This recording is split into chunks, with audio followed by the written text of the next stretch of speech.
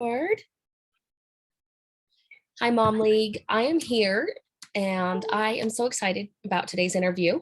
We are interviewing Jennette Booth. This is a lady that I love and adore and has done just a beautiful job. I can't even tell you how amazing she is at raising a family of 11, including her and her husband, 9 beautiful children that, yeah, I mean, everybody has family struggles, but when I see them, they're always so loving and kind. So, Aw. hi, nice to meet you. Bring it Hi. here. Yes, this is how I feel about you, Jamie. So You're so I sweet. just admire you and think that you're amazing in the way you carry your tribe and have so much love for everyone. I Oh, admire that's you. me. So, All right, so let's start. Tell us your name. Where did you go to school? How long have you been married? so my name is Jennette Booth, and I went to school up at Utah State University, where I got my bachelor's degree in vocal performance, actually. And so I was a piano performance major, but then I actually got an injury, switched to voice, and that's what I ended up getting my degree in. But I met my husband up there in school. So we graduated, we got married just before we both graduated. And we've been married now. We just celebrated 20 years in December. So Yay. yeah, so that's it. Yeah, I grew up down in Springville, Utah, in Utah County, but now I've been a Salt Lake person longer than I've been a Utah County person. So, Nice. so go Utes. Gotta switch over. I know. Oh, okay. So I want to talk today about the pros and cons of raising a large family because obviously you're going to have both sides of it with any Yep. size family. Mhm. And I know I only have 5 kids and I get a lot of flack, so I can't even imagine some of the stuff. So Only let's start with the happy stuff. What are some of sounds the good. things you love about having a large family? I think that maybe one of the things I love the most is that you automatically have this great big tribe anywhere you go. And you're born, especially the younger ones, they're just born into this unit that already exists and they already have all this built-in support. You already have friends. I'm lucky I also grew up in a big family. So I'm the oldest of 13 children.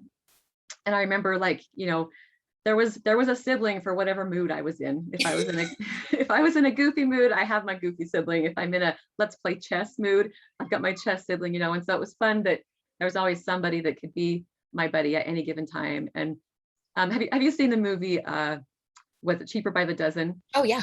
My favorite line in that movie is when one of the kids is being bullied at school, and at some point the other siblings become aware of this and they confront the bully. And the girl says, she says, if you mess with one bean, you mess with the whole burrito. And I feel like I feel like you get that kind of instant tribe, when you have this big family. And so that's probably something that I enjoy most about it. We once had a friend who called my husband kind of panicking last minute because she had planned a birthday party for her daughter. And she sent the invitations to the school, but the teacher had forgotten to pass them out. And so the party was starting in an hour and there were no kids that were going to be coming. Nobody had been invited. So she called and asked if we could come. And so we had 7 kids at the time. They were all under 10. So we just came and we were the party. We stopped by the dollar store, got some toys. And so in some ways, the big family is a party in a bag right there. You've got your instant tribe, your instant party. So that's one thing I love about it. Other pros, I think, when you're raising kids, you're constantly looking for ways that you can teach them, how to get along with other people, how to share, how to be a team player, how to communicate, how to compromise. And that doesn't happen automatically in a big family, but the opportunities to teach that happen constantly. You don't have to go looking for it. You don't have to invite a play date over and try and coordinate, try and teach them how to share and how to play. It's morning to night, almost too much maybe of these parenting opportunities where you get to teach your kids how to resolve conflict, how to get along with someone who's different from them, how to have compassion on someone who isn't as, someone who's younger, who doesn't have the same skills that they do, and how to recognize that some people are good at what you're good at and some people aren't, and extending grace and compassion for that. And I feel like that is just, if you're parenting through that, then that's just an automatic thing that's going to happen as you raise your kids. They're going to learn how to be a member of the community. They're going to learn how to be a team player, and they're going to learn how to work through conflicts in healthy ways and forgive and share their space, share their stuff. I feel like that is the easy part. It's easy to accomplish that with a big family. Easy. Right. So yeah. Another pro, I think, I guess when my kids were younger, like along with teaching them how to share, if I wanted all the kids to have something, like say everybody gets a piece of gum, maybe we all did our chores, everyone gets a piece of gum, I can just, usually what I would do is just give it to one child and say, will you pass this out? And so there's just constantly all these built-in opportunities to be a helper, to be sharing, to be giving, and be compassionate. One thing I love that's unique to a big family, I think, is that you're going to get a diverse range of ages. So you're going to have like your teenagers and your tweens, and then you still have toddlers. And I think that ends up being really beautiful, that when teenagers, when they're out dealing with life, they go to school every day, and there's so much trying to match a certain mold, or in order to be accepted, you can't be yourself, and they're struggling with who they are themselves, and who likes who, and am I likable, and is it okay, all these questions they have about their own identity, and all these kind of complicated emotional wrestles they're having. And then when they walk home and a little 2-year-old runs up to them and gives them a big hug, it just melts them. And all those heavy concerns that they have at school, social issues and concerns, they just melt, and they get to just be loved by a 2-year-old, and they get to totally be themselves with the 2-year-old and be loved and accepted. So I love that blending of ages, and the effect that toddlers have on teens, the effect that teens have on toddlers. It's just awesome. Yeah. Do you ever get people who are like, oh yeah, built-in babysitters? Does that bug you when people kind of say that? It does a little bit, because, well, and along with that, they'll say things like, oh, but you've got all your helpers, and so it's probably easy having all those helpers around, right? And I've just noticed all my helpers need a lot of help with their helping, and so in some ways it is true, as my kids have gotten older, there are things that they can help with, that they're capable of. But I also don't want them to feel like, I'm the mom, I'm the one that's going to parent. And so my teenagers, it's not their responsibility to parent, it's their responsibility to be a good contributing member of the family. But I don't want them to feel like they're the mom, or that there's that kind of obligation or burden on them. But yeah. So generally, but also at the same time, it's like even my teenagers, they need a mom. Yeah. Do you know what I mean? Yeah, well, and that's one of the things, is that I'm always telling my kids, you have your whole life to be an adult, go be a kid. Right. And I probably should put more, chores and stuff in their chart, but I'm like, you know what? You grow up so fast, and you have to adult forever. Right. And it's not that fun. No, it's not. I would rather you just had a childhood that you don't have to struggle the rest of your adulthood to get over, and that you're happy. So I totally am the same way, where I'm like, you know what? Go cuddle, go play, go make a mess. We'll take care of it later. Right. So I totally agree with that. Yeah, that's why we have a washing machine. Go get dirty, we've got a washing machine. Go get dirty, we've got a tub. Go for it. Go be a kid. I agree. It. So we talked about the pros. What are some of the things that are harder? You kind of mentioned, everything has its pros and cons right there together at the same time. Right. But what are some of the harder parts that nobody thinks of? One of the hardest things, and I know you can relate with this, Jamie, is sleep. Just, do you know what I mean? So just if you've got one kid keeping you up at night, you can go to sleep while that kid's sleeping, right? But once you throw on a few kids, it's like there's this tag team. Hey guys, I'm tired, I'm gonna go to bed now, so it's your turn to keep mom up, right? And so then it just seemed like there were, especially when they were younger, there were years that went by.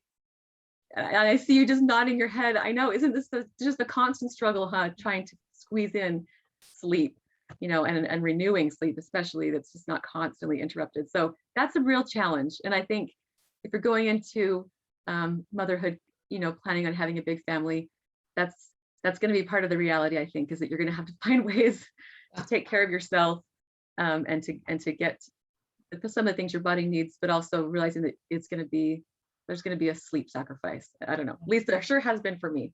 That's been a huge toll. Can I stop you really quick? Did you guys always want to have a big family? Did it just kind of happen and it came and you accepted it? How did that happen? We did. Well, like I said, I grew up in a big family, and I loved that. And I know not everyone comes out of that experience wanting to do that, but I did. I absolutely loved it. And I knew I wanted a big family. When we were engaged, we had a conversation about this, and my husband said he wanted 5 to 7 kids. And then I said 8, just to be outside of his 5 to 7. So just to be difficult, right? But then a few years into it, we did kind of settle on the number 8, and it felt like that was right. And so then God sent 9, I'm guessing, just to be outside our numbers. So we ended up with, we got to 8 and thought we were done. And apparently it was buy 8, get 1 free. So we got our amazing, beautiful angel baby, yes, who I'm so grateful for. Every single one of them I'm grateful for. Yep. So Right. honestly, if I could have more at this point, I still would. So, Yeah. but I feel like that we're not at that phase of life anymore. My body's not at that phase anymore either, but my heart is still in that place, and maybe it stays that way. I don't know. Yeah. Well, I think you do such a great job of loving all the neighborhood children and having people over all the time, and you're just so welcoming. So maybe you're kind of like the hangout house, like our house was and is. And Well, I know you're that same kind of person too, that you got the open door policy, come on in. We're always cooking for an army, literally. So And see, and you're better at that than me. You're able to love through food better than I am. I need to take some tips from you, because I don't know. Do you have any other cons about raising a large family that have been something that you've noticed? I think some of the cons are, of course, there's cost. There's some things that we don't do because they're too expensive. Even little things like going out to the movies. If you take 3 or 4 people out to the movies, that's fairly affordable. But if you take 11 people out to the movies, then it's too expensive. And so we run into things like that. I do feel like there are some positives that come from that though too. The kids will go to school, and sometimes it's frustrating to them if everyone has seen a movie they haven't seen yet. But at the same time, I feel like when they do finally get to see that movie, they're a whole lot more excited. There's more of an appreciation of things like that. There was a while there where my husband was laid off and he was unemployed. And so the finances that were already tight became, so much tighter, really having to cinch things down. And, we've always been pretty thrifty, and we get those frozen burritos a lot. Do you know those? Kids can just throw over the microwave, cook them themselves. We get those a lot. Anyway, the finances were tight enough that we weren't getting those either. They were out of the budget, right? Those cheap little go-tos were out of the budget. And it was like that for about 6 or 7 months. And then finally, he was able to get a new job, and we were able to catch up a little bit. And the first time I brought those cheap, not special, not fancy frozen burritos home, again, my kids were so excited. And they were, yay, we have burritos again, and I'm like, if we can appreciate these, how much more can we appreciate the other good things that are going to happen to you in your life? If you can appreciate down at this low level, how much more are you going to be able to appreciate all the good that's coming your way? And I just twisted that con and turned it into a pro, didn't I? No, but that's how you have to see it. You have to turn it that way, or it just becomes so cumbersome. It's true, yeah. But there are definitely challenges. Finances are challenges. I think in some ways, having lots of children, some things aren't 9 times harder than having one kid. Like making lunch. If you're going to make peanut butter and jelly sandwiches, you got to get out the peanut butter, you got to get out the jelly. You have to do that for one kid. And then you have to do that if you go on and make 9 more sandwiches. It really isn't that much more effort than it was to make the one, or if I'm going to spend 45 minutes making a big casserole for dinner that feeds 11, I'm probably going to spend 45 minutes making dinner for just 2 people too, and so in some ways the bigger number doesn't make bigger work. But then there are other ways, like when kids need doctor appointments or specific care or help with school, where they need that personalized care, that does become 9 times harder, and so that's a challenge. That's a con. I mean, I think it's all wonderful, really. And so it's a challenge. I'll call it a challenge to try to make sure you can meet those needs, and the constant guilt of hoping you're meeting those needs, Let's call that a con, the guilt. Oh goodness. But maybe that applies to every mother. I think it does. Can I ask, how hard was it to try and do distance learning during the pandemic with all those different age groups and grade levels? And your youngest was really little. She was only 2 when we went into that initial lockdown, and my oldest was 16. And so they were all in school. And that first day when we were home and everybody had their Chromebooks, and none of them knew what they should do, and it was kind of in a panic mode. The teachers weren't sure what to do, the parents weren't sure what to do, the kids weren't sure what to do. But that first day with all 9 kids home doing school, we started school at 8 a.m. like we normally did. And I was helping kids with school from 8 a.m. until 10 p.m. that first day. So it was just complete 100%. The entire day was spent going from kid to kid, helping them figure out what was going on. And it was exhausting. And it was like that for about 3 days. The teenagers were able to start finding their own footing and become independent doing it. So once we were a week into it, I mostly just had to focus on the elementary school kids and keeping them on task and helping them understand the software, because so much of it was trying to figure out, how do I even open this file? Once it's open, how do I edit it? You know, like so much of that, right? And so much of it wasn't even doing the homework. It was just figuring out how on earth to work the whole mechanism. But after that, they started to find a groove. And then there are some of those little built-in benefits too, where my, high school sophomore was able to help my fourth grader to figure out something, and so there was some of that too. So that's nice. After we got through that though, I just want to add, I loved having my family home. It was kind of nice to have all the extracurricular stuff canceled, because that's maybe another con of having a big family, is that you are going 100 miles per hour in 100 different directions at all times. And when COVID hit, all that stopped. And my family was home, and we kind of stopped and looked at each other and reconnected and played games together, and just didn't have all those things tugging us different directions. So right. Yeah. That's kind of nice. I feel like that really was kind of like God's wake up call of like, what are you doing with your life? Do these things really matter? Right. So Oh. hi Vienna. Oh, she's fine. Come on in. Hi, Vienna. Oh, and there's Kate. Yeah, you see Kate right there. This is my So I youngest. want to know though, so you talked about some of the good, the bad, the ugly, all that good stuff. What are some of the hardest parts that have been for you about motherhood that you would maybe give advice to other moms about, who are coming up and who've never been a mom before? I think some of the hardest parts, in fact, I'm going to say the hardest part for me, has been when my children hurt and when they have to go through hardship, and it's amazing how deeply you feel that. I would say anytime I would rather I was the one who went through that hardship. I feel like it would hurt me less for me to go through it than to try to help them go through it, and so that does become very, very painful. And then when you add with 9 children, now I feel like I am getting to experience the heart of 9 different lifetimes and all the pain of each of those lifetimes, but at the same time, all of the accomplishment and the thrill I feel when Gloria gets the part in the play at school. That's just so thrilling and so exciting. And so the emotional roller coaster is enormous. The advice I would give though, here, will you go close that door, because the piano is really loud. They're practicing the piano. Yay! Yay! Great timing. I know, huh? Yes, I know. Yeah, I definitely don't want to tell them to stop, since normally I have to make them do it. The advice I would give, gosh, I feel like as a mom, each of us are different. We bring different skills to motherhood, and none of us bring all of the skills to motherhood, and we're raising kids that are also different from one another and different from us. And so I almost feel like as a mother, to have grace for yourself, that you might see another mom who's excellent at this, and that's fabulous. How awesome that she's good at that. Maybe that's something I want to try and get better at too.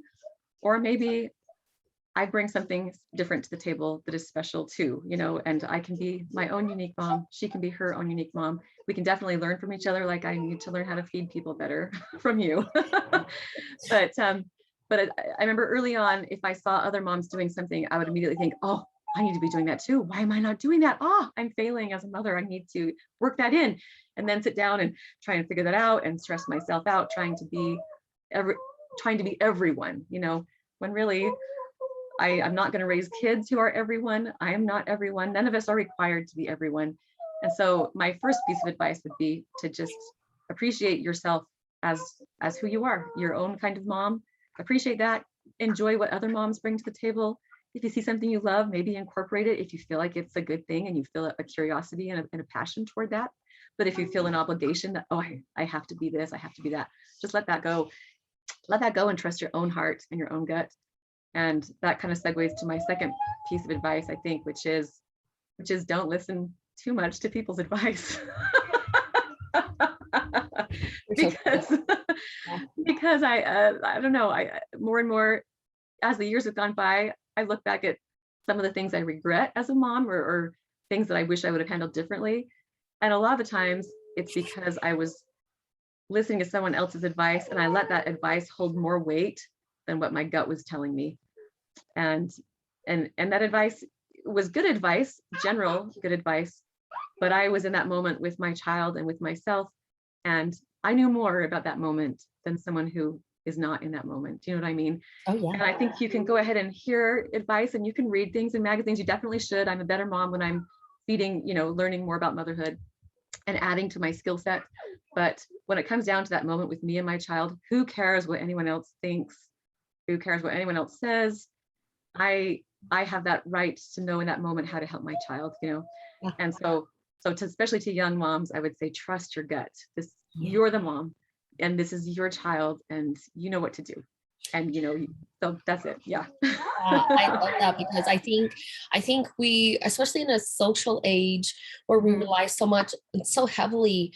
I saw on Facebook the other day a post where a mom was like, "What should I name my child?" I'm like, "Who cares? Right. You're never gonna meet these people." I know. Yep. What name do you love? Pick Yeah, that one. but we don't trust ourselves. I think that is a No. big thing. And that's another, I'll say this is another pro about having a large family, is that I started out as a insecure, self-doubting mom. And of course, I still have lots of guilt and self-doubt and things that you wrestle with. We get in our heads. But at this point, I feel like I'm a confident mom. I trust my gut. I've seen my gut be correct, and I've seen the mistakes I've made because I didn't trust my gut. And so at this point, I know that I can find the solutions I need for my kids. So that's nice. And I get to keep trying because now I have another 4-year-old. That sounds awful. I made all my mistakes on the older kids. No, I did my best on my older kids, but it's cool that I get to keep trying and keep growing and keep becoming, Right. more of a mom. So Yeah. Yeah, I love it. What are some of your favorite parts that you've enjoyed throughout motherhood? I know you already named some of them, but are there any that you haven't mentioned? um, I think one thing that I love is when you have a child, you kind of, we joke about this a lot. You think this is my mini me, we call them my mini me, right? And a lot of times they look a lot like us, or they do have personality attributes that we have. But I think what I love is that I have 9 very unique individuals in my house, and sometimes I see moments of, oh, that was just like me, or I did that when I was a kid, or that's my punishment for when I was a child, or, but for the most part, they're not me. They're very different from me. And I get to live in very close proximity with people who see the world through completely different eyes from me. And Yeah. it has been so eye-opening to me to see what they see and to learn what they came already knowing, and to be taught by them. I feel like it gives me, obviously I don't get to possess all of their wisdom, but I get to be influenced by the wisdom of 9 different lifetimes, and that's just thrilling to me. I think that's fantastic. I have a son who is 16 and he's gay. And so it's been incredible to be able to walk in his footsteps and see what he's experiencing, and how much my mind and my heart have been cracked open as I've learned what his life is like, and then each of my kids, they just have these unique experiences that have taught me so much. So I love that. And then in a more simple way, what I just love, gosh, is just when they come pile on you, just the hugs, the love, the closeness, this opportunity to just freely love these people in my house and be loved by them. It's fantastic. I mean, it is that right there is the most fulfilling thing I could ever experience. Whatever horrible day happened or things happened that day, if I lie in my bed and my 4-year-old comes and cuddles up to me, I mean, everything's perfect in that moment. It's perfect. And I know you post those pictures too on Facebook of you and your daughters. I love those. And when I see them, I know what you're feeling right then. It's heaven. It's like, who cares about anything else? This is perfect. Yeah, I call it mommy mattress. Yes, mommy mattress. Yep. I had a friend who called it the kitten pile. Jump in the kitten pile. Here we go. Fantastic. Yep. So I love that you bring up your son who is gay. We have transgenderism in my family and things like that.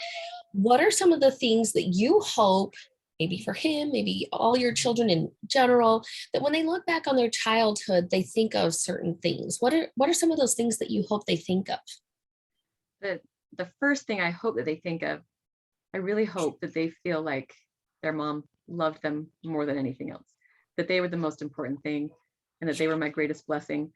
And so that's a challenge to me to, every day. And as I've been thinking about it this week, knowing we were doing this podcast, that's a challenge to me every day to try to communicate that and make sure that that message is being sent in the midst of everything else. Another thing I really want is for them to believe that they can do whatever they set their mind to, for them to believe in themselves and know that they are capable, and know that if they do run into problems in life, that they have the tools and resources to work through that and overcome them. That failure is a part of the process. Failure is the rungs on the ladder.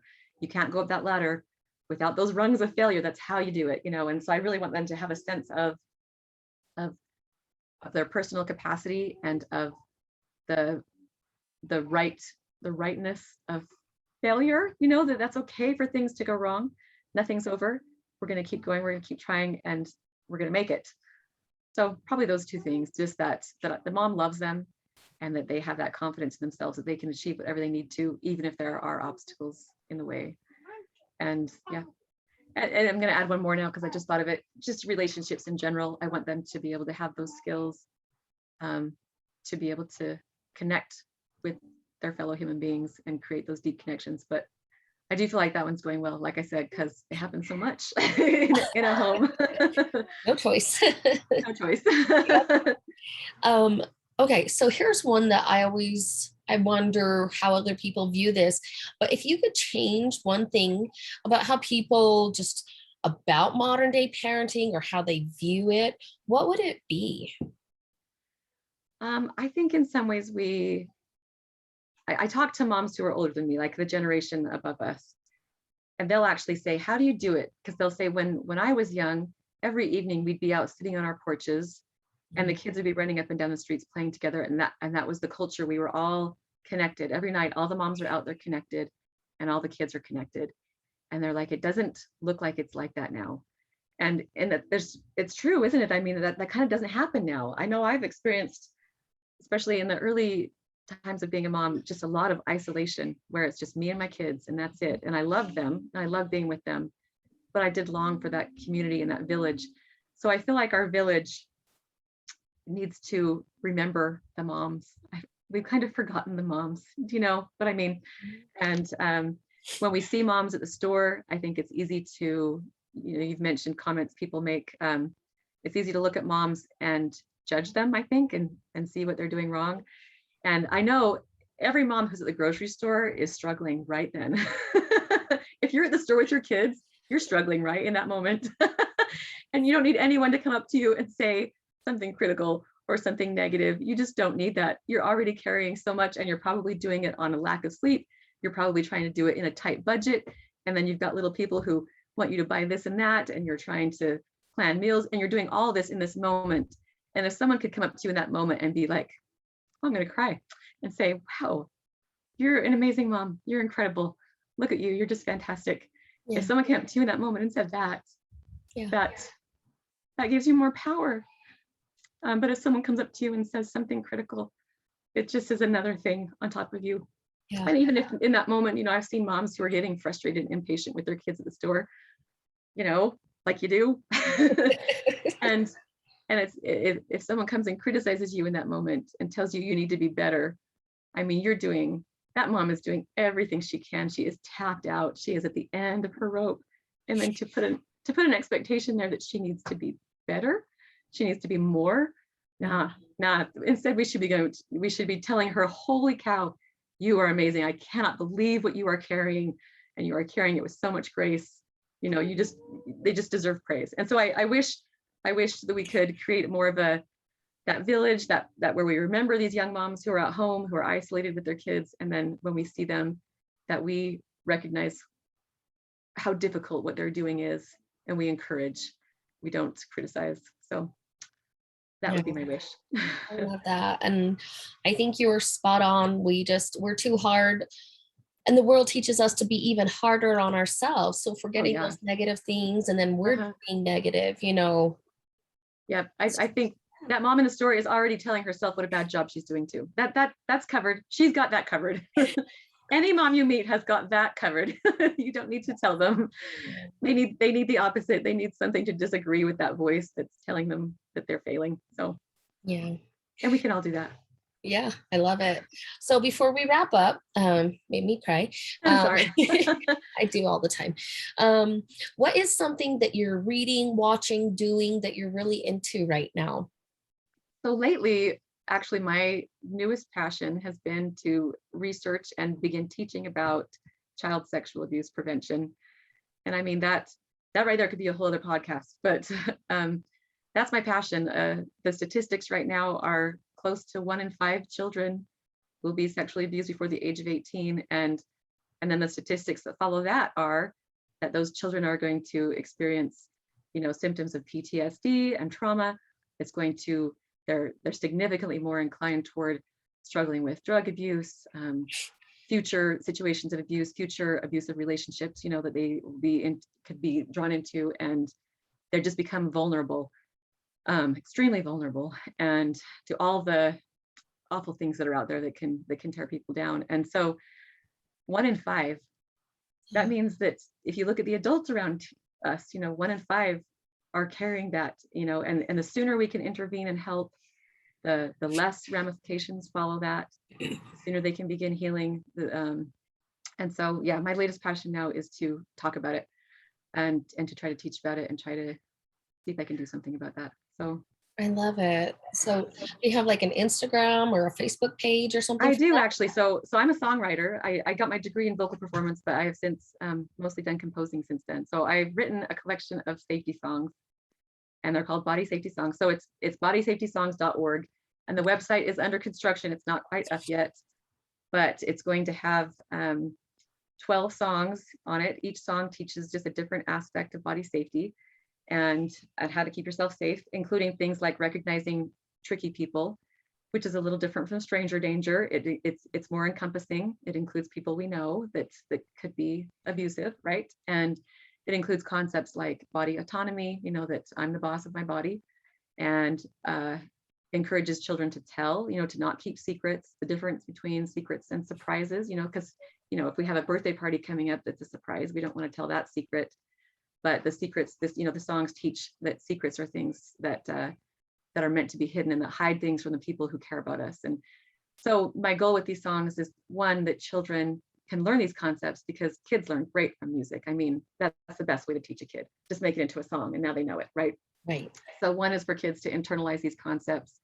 And the second part is for parents to notice that, gosh, if you can sing about body safety, maybe you can talk about it. Maybe it's, maybe it's not as hard to talk about as we think, because that's an intimidating topic. I think we all know we need to talk to our kids about, about body safety and about sexual abuse and things like that, and sexual development and all of that. And we're uncomfortable with it. And the songs, I feel like once you hear these songs, you'll realize, oh, this is actually a lot easier to talk about than I thought it was going to be. And so that's my hope. So bodysafetysongs.org, coming soon. It's also on Facebook and Instagram. So awesome. Can I put a link on our? Oh yeah, that'd be fantastic. Okay, we'll go. Yeah, go ahead. That'd be great. Yeah, the Instagram account or the Facebook, and then the website's coming. So yeah. Awesome. Well, Jennette, thank you so much for doing this interview and just enlightening us. I love the way that you view the world, and you're just so kind and loving. And the biggest takeaway for me, I feel, is just love yourself, love others. And that's how you've always been to me. And I love that and appreciate that. So thank you. Thank you. Again, you're taking the words out of my mouth, because that's exactly how I see you. You're just this big, warm, loving, welcoming heart. And you have love for every kid who interacts with you. And I've always felt your love toward me too. So thank you for your friendship. Thank you. So, well, thank you for watching Mom League. And just remember, together we rise up.